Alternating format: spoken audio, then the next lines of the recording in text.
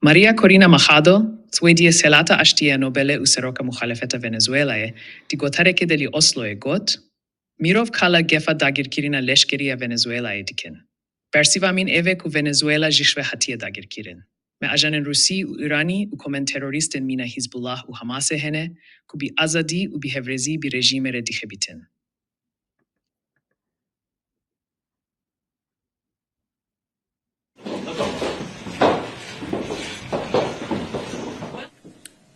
Some people talk about invasion in Venezuela, the threat of an invasion in Venezuela, and I answered, Venezuela has been already invaded.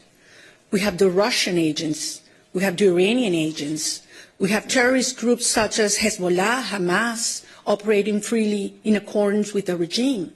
We have the Colombian guerrilla, the drug cartels that have taken over 60% of our populations, and not only involving drug trafficking, but in human trafficking, in networks of prostitution. So this has turned Venezuela into the criminal hub of the Americas. And what sustained the regime is a very powerful and funded, strongly funded repression system. Where does that funds come from? Well, from drug trafficking, from the black market of oil, from arms trafficking, for human trafficking.